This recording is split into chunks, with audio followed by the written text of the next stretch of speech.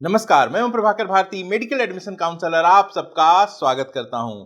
उत्तर प्रदेश में state counselling चल रही है, तो आज के इस वेरी इंपॉर्टेंट वीडियो में मैं आपको बताने वाला हूं उत्तर प्रदेश के काउंसलिंग के नियमों में कौन से बदलाव हुए हैं। साथ ही आपको बताऊंगा कि आपको एडमिशन की प्रक्रिया किस तरीके से पूरी करनी है, रिपोर्ट किस तरीके से करना है, इसके बाद अपग्रेडेशन करना चाहते हैं तो वो कब कर सकते हैं, क्या प्रक्रिया होगी अपग्रेडेशन की। इसके साथ साथ यह भी बताऊंगा कि आप अपनी सीट को रिजाइन किस तरीके से कर सकते हैं। जी हां, रिपोर्टिंग, अपग्रेडेशन, रेसिग्नेशन, इन तीनों टॉपिक्स पे बात करने वाला हूं और यह जानना आपके लिए बहुत ज्यादा जरूरी है। क्यों जरूरी है? क्योंकि उत्तर प्रदेश के नियमों में इस बार भी बड़े बदलाव हुए हैं और एक छोटी सी गलती आपको सीधे सीधे काउंसलिंग से बाहर कर सकती है।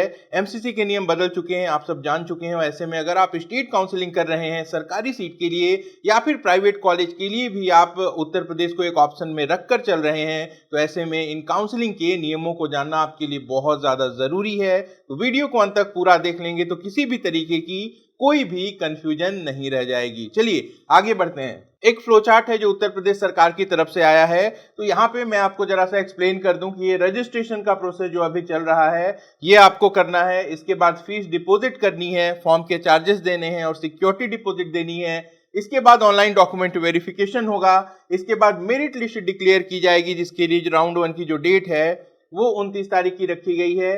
चॉइस फिलिंग होगी, उसके बाद चॉइस लॉकिंग करना जरूरी है उत्तर प्रदेश में। इसके बाद रिजल्ट डिक्लेयर होगा और रिजल्ट के आने के बाद आप अलॉटमेंट लेटर डाउनलोड करेंगे और इसके बाद एडमिशन की प्रक्रिया पूरी होगी। तो सबसे पहले ये देख लेते हैं कि उत्तर प्रदेश में हम रजिस्ट्रेशन कब कब कर सकते हैं। जी हाँ, उत्तर प्रदेश में राउंड 1 के रजिस्ट्रेशन ओपन है, तो आप अभी यहाँ रजिस्ट्रेशन कर सकते हैं। राउंड 2 में भी फ्रेश रजिस्ट्रेशन होते हैं, लेकिन ये बेसिकली उनके लिए हैं जिन्होंने राउंड 1 में अपना रजिस्ट्रेशन पूरा नहीं किया था या फिर जिन्होंने राउंड 1 में रजिस्ट्रेशन नहीं किया था। इसके बाद जो तीसरा राउंड होगा उत्तर प्रदेश में वो मॉपअप राउंड कहलाएगा।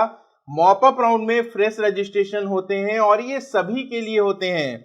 यानी कि अगर आपने राउंड 1 में रजिस्ट्रेशन कर लिया था या फिर आपने राउंड 2 में पहली बार रजिस्ट्रेशन किया था, जो भी है, मॉपअप राउंड जिस समय आपको शुरू होगा तो आपको वहां पे फ्रेश रजिस्ट्रेशन करना होगा, तभी आप मॉपअप राउंड के लिए एलिजिबल रहेंगे। और ऐसे कैंडिडेट जो कि राउंड 1 या फिर राउंड 2 में पार्टिसिपेट नहीं कर पाए थे उत्तर प्रदेश की काउंसलिंग में, वो सीधे सीधे मॉपअप राउंड में रजिस्ट्रेशन करा सकते हैं। स्टे राउंड में कोई भी रजिस्ट्रेशन यहाँ पे नहीं होता। और एक छोटी सी टिप्स है आपके लिए कि उत्तर प्रदेश में जैसे ही रजिस्ट्रेशन करेंगे आप अपने रजिस्ट्रेशन फॉर्म को अच्छे से अपने पास सुरक्षित रख लेंगे, क्योंकि इसकी जरूरत आपको आगे एडमिशन में पड़ने वाली है।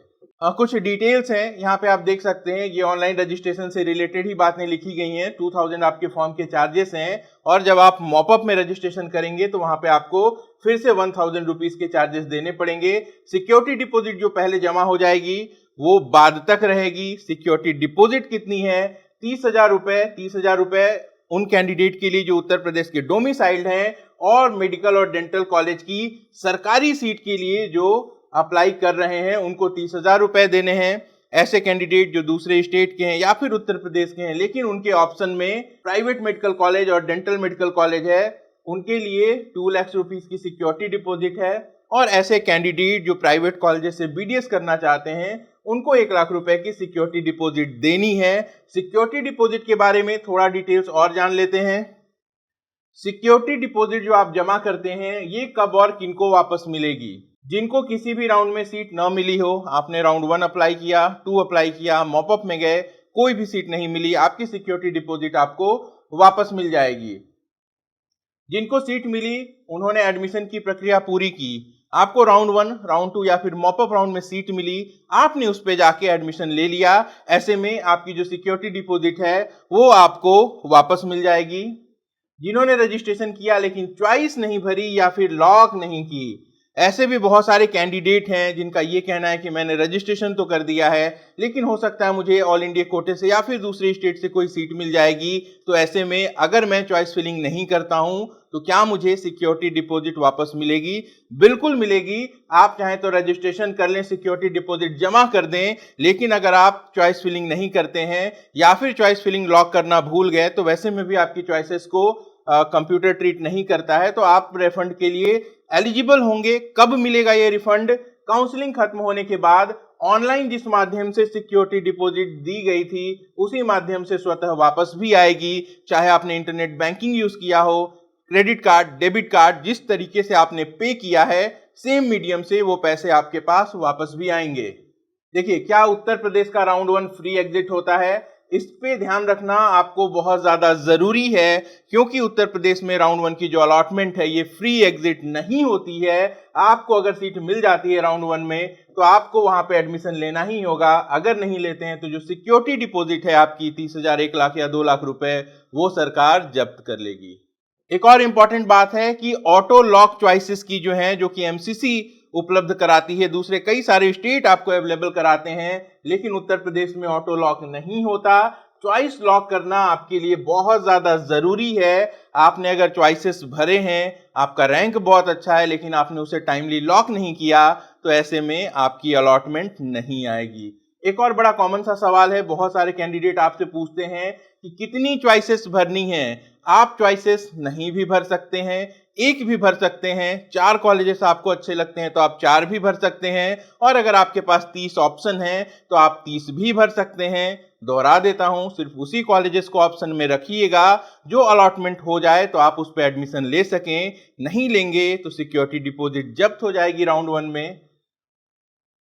चलिए, एक और सवाल कि अगर चॉइस फिलिंग नहीं की तो सिक्योरिटी डिपॉजिट वापस मिलेगी? हाँ, बिल्कुल मिलेगी, अभी अभी मैंने आपको बताया था।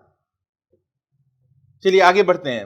अपग्रेडेशन, जी हाँ, अपग्रेडेशन का क्या मतलब है? आपको एक सीट अलॉट हो गई, उस पे जाके आपने एडमिशन ले लिया, आपने वो सीट सिक्योर कर ली, लेकिन अगले राउंड में आप बेटरमेंट के लिए पार्टिसिपेट करना चाहते हैं। तो एमसीसी में फिलहाल 2 अपग्रेड मिल रहा है, राउंड 1 से राउंड 2, फिर राउंड 2 से राउंड 3। लेकिन उत्तर प्रदेश में एक मौका मिलेगा अपग्रेडेशन का। आप सिर्फ राउंड 1 से राउंड 2 में अपग्रेड कर सकते हैं। इसके बाद कोई भी अपग्रेडेशन का मौका आपको राउंड 2 से मॉपअप में या फिर मॉपअप से स्टे में नहीं मिलेगा।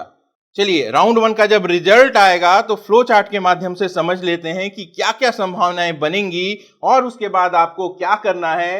राउंड 1 का रिजल्ट आएगा, अगर आपको सीट अलॉट होती है तब 2 ऑप्शंस होंगे, या तो आप सीट को ज्वाइन करेंगे या फिर ज्वाइन नहीं करेंगे।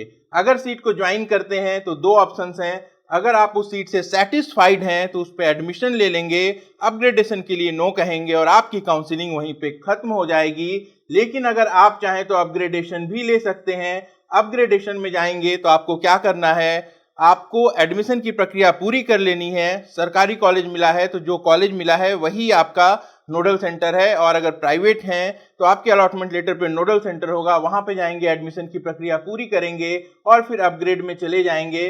फिर क्या होगा, आपको राउंड 2 में फ्रेश चॉइस फिलिंग करनी होगी। ऐसे कैंडिडेट जिनको राउंड 1 में सीट मिली, किसी भी कारण से वो उस पर एडमिशन नहीं लेना चाहते, उनका क्या होगा? अगर वो ज्वाइन नहीं करते हैं तो उनके सिक्योरिटी डिपॉजिट का नुकसान हो जाएगा। वो चाहे तो दोबारा सिक्योरिटी डिपॉजिट पे करके राउंड 2 में एंटर कर सकते हैं। आगे बढ़ते हैं।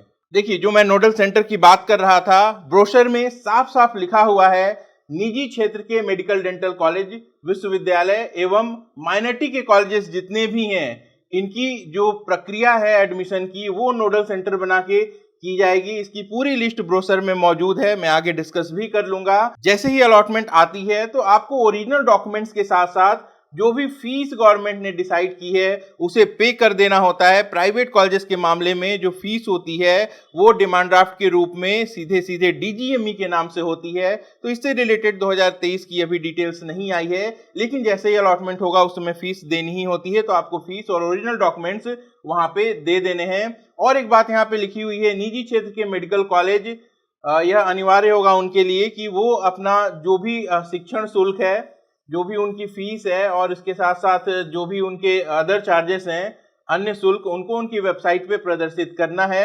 लेकिन उत्तर प्रदेश में क्या होता है, जो फीस का ब्रोशर गवर्नमेंट जारी करती है उसमें निर्धारित होता है कि वो ट्यूशन फीस कितनी ले सकते हैं, अदर चार्जेस कितने ले सकते हैं, उससे ज्यादा चार्जेस नहीं लेने हैं। लेकिन आप सब जानते हैं उत्तर प्रदेश के कई सारे कॉलेजेस से हिडन फीस की समस्या आती रहती है। तो फिलहाल यहाँ पे सरकार ने एक निर्देश दिया है कॉलेजेस को कि उनको जो भी चार्जेस लेने हैं उसको डिस्प्ले करना है। इस पे अमल कितना होगा ये आने वाले वक्त में हमें पता चलेगा। जिस समय में आपको एडमिशन के लिए जाना है तो आपके पास क्या क्या डॉक्यूमेंट्स होने चाहिए उसकी लिस्ट यहाँ पे सरकार ने दे दी है।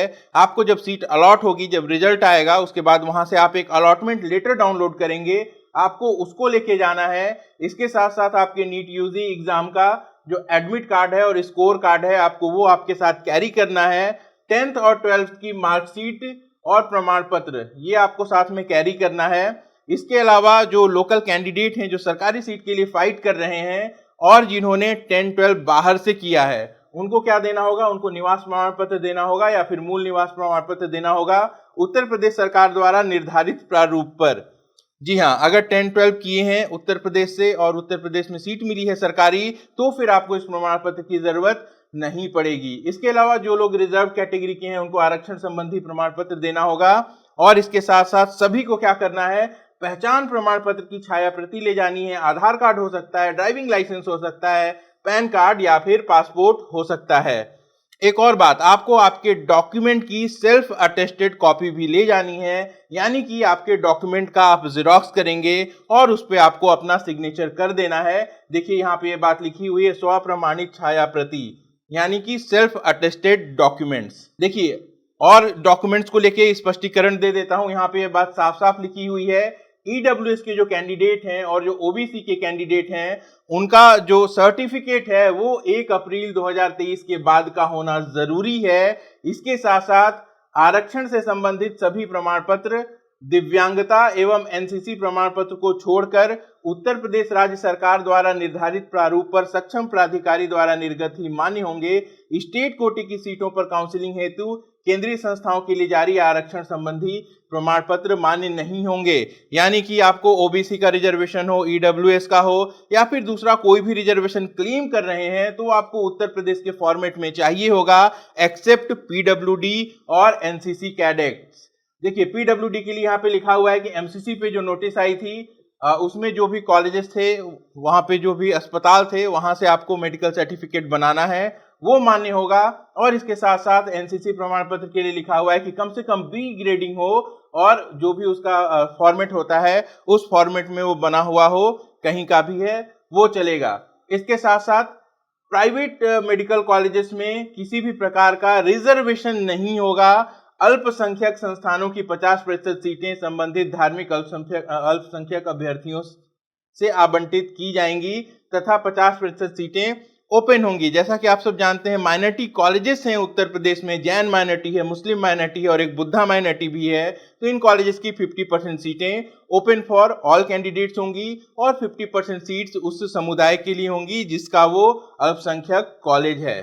देखिए एक और बहुत बड़ी कंफ्यूजन है, आप में से बहुत सारे कैंडिडेट्स ऐसे हैं जिनके डॉक्यूमेंट्स रिजर्वेशन वाले पहले नहीं बने थे, उन्होंने नीट में अनरिजर्व कर दिया और अब रिजर्वेशन क्लेम करना चाहते हैं स्टेट में। तो यहाँ पे ये बात साफ साफ लिखी गई है कि अगर आपने पहले वहां पे अनरिजर्व कर दिया था और अभी आपके पास डॉक्यूमेंट्स हैं, तो रजिस्ट्रेशन के समय आपको आपकी सही कैटेगरी चुन लेनी है और उससे रिलेटेड डॉक्यूमेंट्स हैं वो आपको अपलोड कर देने हैं। चलिए अब मैं आपको नोडल सेंटर बता देता हूँ। King George medical college Lucknow, यहाँ पे 5 कॉलेजेस का नोडल सेंटर है, यानी कि इस 5 प्राइवेट मेडिकल कॉलेज में से कोई एक कॉलेज आपको अलॉट होता है तो आपके एडमिशन की जो प्रक्रिया है वो King George medical college Lucknow में संपन्न होगी। Career, era, TS Mishra, integral और प्रसाद लखनऊ के ये कॉलेजेस हैं, तो इनका नोडल सेंटर भी किंग जॉर्ज लखनऊ रखा गया है। इसके साथ साथ हिंद इंस्टीट्यूट बाराबांकी, मेयो बाराबांकी और हिंद इंस्टीट्यूट सीतापुर, ये 3 कॉलेजेस डॉक्टर राम मनोहर लोहिया में इनका नोडल सेंटर होगा। इसके साथ साथ जीएसवीएम मेडिकल कॉलेज कानपुर में रामा कानपुर, सरस्वती उन्नाव, नारायणा मेडिकल कॉलेज कानपुर का नोडल सेंटर है। एसएन मेडिकल कॉलेज आगरा में केडी मथुरा, एफएच आगरा, कृष्णा मोहन मथुरा और एसकेएस मेडिकल कॉलेज मथुरा, इन सारे कॉलेजेस का नोडल सेंटर होगा। इसके बाद बात करें अगर एलएलआरएम मेरठ की, तो यहाँ पे Subharti medical college Meerut, Saraswati institute of medical college Hapur, Muzaffarnagar medical college Muzaffarnagar और एनसीआर जो कि मेरठ में है, और इसके साथ साथ रामा मेडिकल कॉलेज हापुड़, इन सारे कॉलेजेस का LLRM medical college Meerut nodal centre होगा। इसके बाद मोतीलाल नेहरू प्रयागराज, यहाँ पे हेरिटेज वाराणसी और यूनाइटेड प्रयागराज का नोडल सेंटर बनाया गया है। राजकीय आयुर्विज्ञान संस्थान ग्रेटर नोएडा, यहाँ पे शारदा यूनिवर्सिटी के लिए और इसके साथ साथ नोएडा इंटरनेशनल और जीएस मेडिकल कॉलेज, इन 3 कॉलेजेस के लिए आपको ग्रेटर नोएडा के इस कॉलेज में नोडल सेंटर में जाना होगा एडमिशन प्रक्रिया पूरी करने के लिए। बरेली इंटरनेशनल विश्वविद्यालय बरेली में रोहिलखंड, वरुण अर्जुन, राजश्री मेडिकल कॉलेज और श्री राममूर्ति स्मारक मेडिकल कॉलेज का नोडल सेंटर है। तीर्थंकर महावीर मेडिकल कॉलेज मुरादाबाद में, एक तो वही कॉलेज है और दूसरा वेंकटेश्वरा जो कि अमरोहा में है, इसका सेंटर बनाया गया है। तो ये टोटल 31 प्राइवेट कॉलेजेस हैं उत्तर प्रदेश में, उनके नोडल सेंटर हमने यहाँ पे देखे।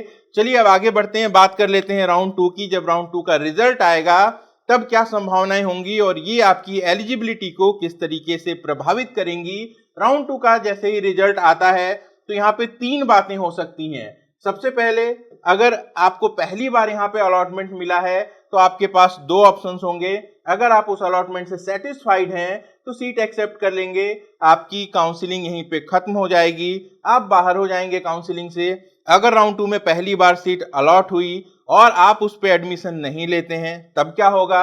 इस परिस्थिति में आपको सिक्योरिटी डिपॉजिट का नुकसान हो जाएगा और क्या होगा, आपकी स्टेट कोटे की काउंसलिंग खत्म हो जाएगी, ध्यान दीजिएगा। और क्या होगा, आपकी स्टेट कोटे की काउंसलिंग खत्म हो जाएगी, ध्यान दीजिएगा, बहुत बड़ी बात है ये। राउंड 2 में आपको फ्रेश अलॉटमेंट मिली, आपने सीट को रिपोर्ट नहीं किया तो सिक्योरिटी डिपॉजिट का तो नुकसान हो रहा है आपको, इसके साथ साथ आप अपने स्टेट कोटे के लिए एलिजिबल नहीं हैं आगे के राउंड के लिए। आप न तो मॉपअप में जा पाएंगे और न ही आप स्टे राउंड में जा पाएंगे। राउंड 2 का रिजल्ट आया, आपने राउंड 1 से अपग्रेडेशन ऑप्ट किया था लेकिन सीट अपग्रेड नहीं हुई, तब क्या होगा, राउंड 1 में जो सीट आपके पास थी वो आपके पास ही रहेगी और ऐसे में आपकी जो काउंसलिंग है वो यहाँ पे खत्म हो जाएगी। आप न तो मॉपअप में पार्टिसिपेट कर पाएंगे और न ही स्टे मॉपअप राउंड में, इसके साथ साथ आप ऑल इंडिया कोटे में भी पार्टिसिपेट नहीं कर पाएंगे। राउंड 2 का आपका रिजल्ट आया और आपकी सीट अपग्रेड हो गई, तब क्या क्या संभावनाएं हैं। कॉलेज पसंद है तो यहाँ पे काउंसलिंग आप अपनी खत्म कर लेंगे, ऑल इंडिया कोटे से भी बाहर हो गए, ये आपकी फाइनल सीट हो गई।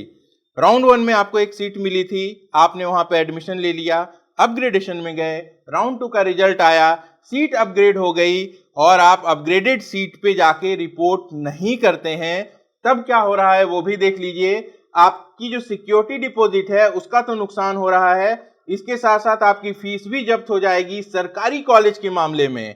और क्या होगा, आपकी काउंसलिंग खत्म हो जाएगी, आप मॉपअप में भी नहीं जा सकते हैं, आप स्टे में भी नहीं जा सकते हैं।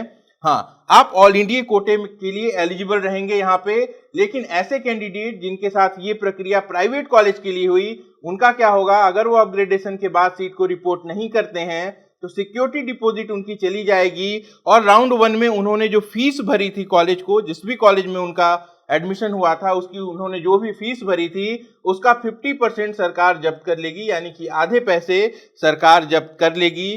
तो राउंड 2 के नियम बहुत ध्यान से आपको समझने हैं और इसके हिसाब से आपको ऑल इंडिया कोटे के साथ इसको मैच करके आपकी प्लानिंग करनी होगी, वरना एक जरा सी गलती और आप सीधे सीधे हो जाएंगे काउंसलिंग से बाहर। तो आपको यहाँ पे इस बात का बहुत ध्यान रखना है। चलिए आगे बढ़ते हैं। अगर आपको राउंड 1 से राउंड 2 में अपग्रेडेशन मिला तब क्या करना होगा। पहले एडमिशन की प्रक्रिया कहीं और पूरी हुई थी, कहाँ हुई थी, जो सरकारी कॉलेज के अलॉटेड कैंडिडेट होंगे वो उसी सरकारी कॉलेज में जाएंगे जहां से जो भी उनको अलॉटमेंट मिला है, और जो प्राइवेट के होंगे उनका नोडल सेंटर जो हमने अभी अभी डिस्कस किया था, जब नया कॉलेज मिलेगा तो उनको नए कॉलेज में जाके फिर से रिपोर्टिंग की प्रक्रिया पूरी करनी होगी। राउंड 1 से राउंड 2 में अपग्रेड करना हो तो आपको वो चॉइस नहीं डालनी है जो सीट आप पहले से होल्ड करके रखे हैं। फॉर एग्जाम्पल, किसी भी कैंडिडेट के पास जीएसवीएम की एक सीट थी राउंड 1 में, अपग्रेडेशन में गए तो उन्होंने अगले राउंड के लिए सबसे पहले केजीएमयू को रखा और उसके बाद फिर से जीएसवीएम भी डाल दिया। अगर जीएसवीएम फिर से अलॉट होता है तो उनको फिर से कॉलेज में जाके अपग्रेडेशन की प्रक्रिया को पूरा करना होगा।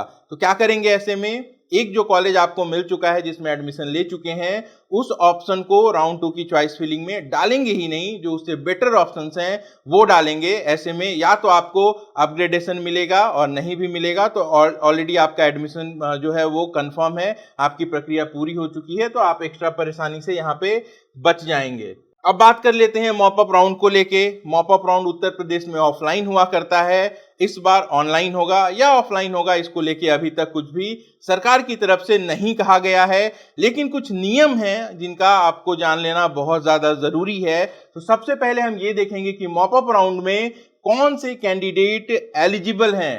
देखिए, सबसे पहला पॉइंट, मॉप अप राउंड में वही अभ्यर्थी अहर होंगे जिन्हें यूपी नीट 2023 की प्रथम एवं द्वितीय काउंसलिंग के द्वारा कोई भी सीट नहीं मिली होगी।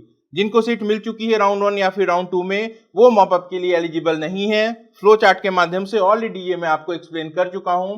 ऐसे अभ्यर्थी जिन्होंने प्रथम व द्वितीय चक्र की काउंसलिंग में पंजीकरण नहीं किया है, ऐसे अभ्यर्थी पंजीकरण कराते हुए मॉप अप राउंड में प्रतिभाग कर सकते हैं। ये भी हम लोग डिस्कस कर चुके हैं कि राउंड 1 या फिर राउंड 2 में रजिस्ट्रेशन नहीं किए थे तो फ्रेश रजिस्ट्रेशन होगा मॉप अप राउंड में।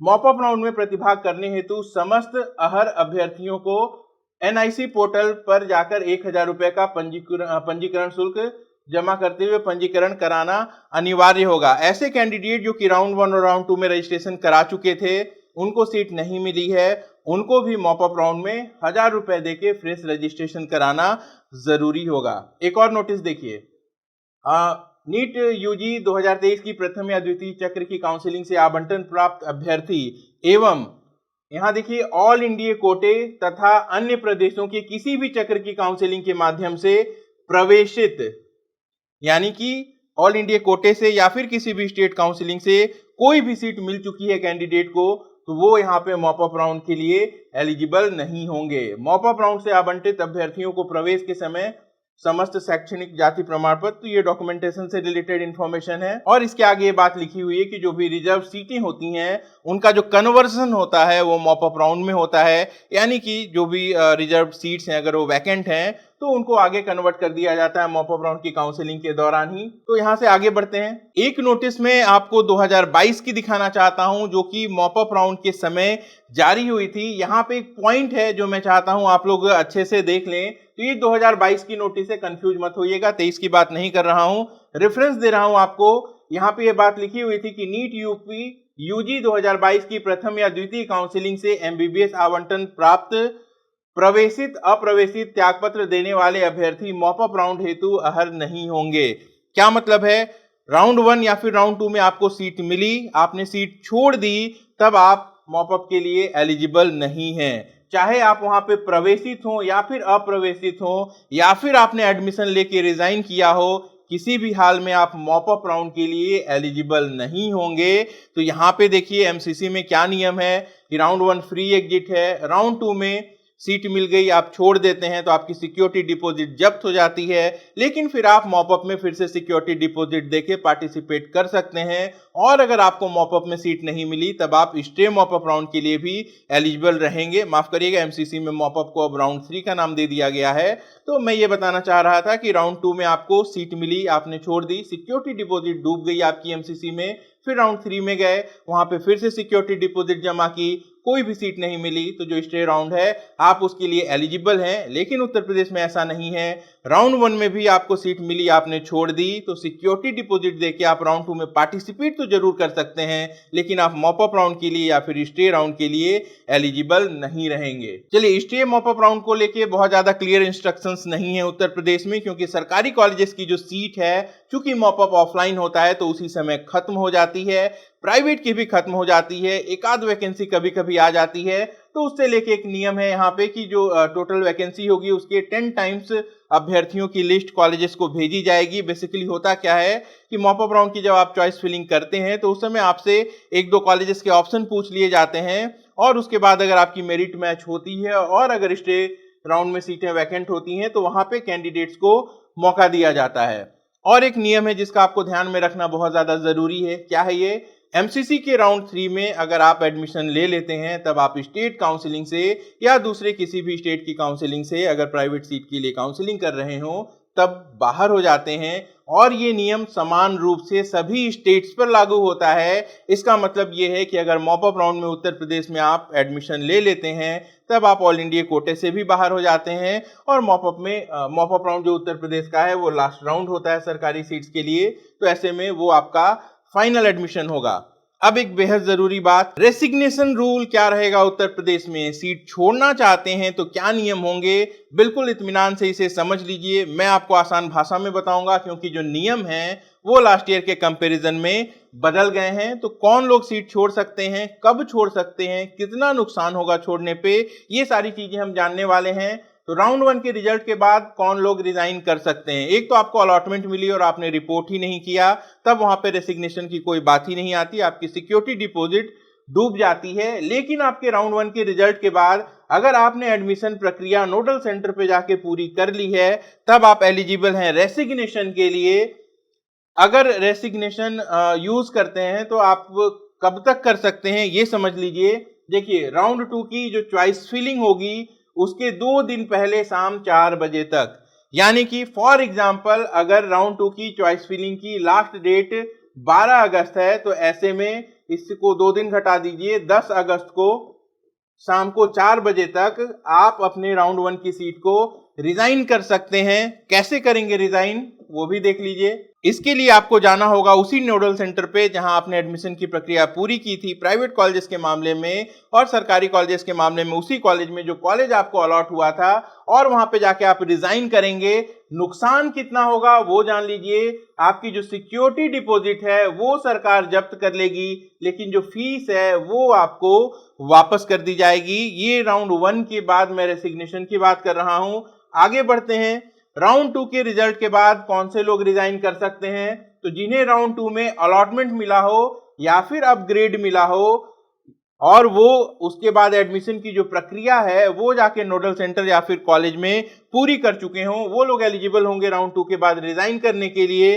और कब तक सीट छोड़ सकते हैं, तो वही नियम, मॉप अप राउंड के चॉइस फिलिंग के 2 दिन पहले शाम 4 बजे तक आप अपनी सीट छोड़ सकते हैं। क्या करना होगा सीट छोड़ने के लिए, जिस कॉलेज या नोडल सेंटर पे एडमिशन प्रक्रिया हुई थी वहां पे जाएंगे और वहां पे जाके ऑनलाइन रेसिग्नेशन अपडेट कराएंगे। ध्यान दीजिएगा, जब भी रिजाइन करेंगे तो रेसिग्नेशन जो भी ऑफिसर कर रहा होगा उससे कंफर्म कर लीजिएगा कि उसने आपका जो रेसिग्नेशन है वो पोर्टल पे ऑनलाइन अपडेट कर दिया है। कितना नुकसान होगा अगर राउंड 2 के बाद सीट रिजाइन करते हैं, तो आपने जो भी फीस जमा की थी उस टोटल फीस का 50% और आपकी जो सिक्योरिटी डिपॉजिट थी उसका भी 50% सरकार जब्त कर लेगी और बाकी की रकम आपको वापस कर दी जाएगी।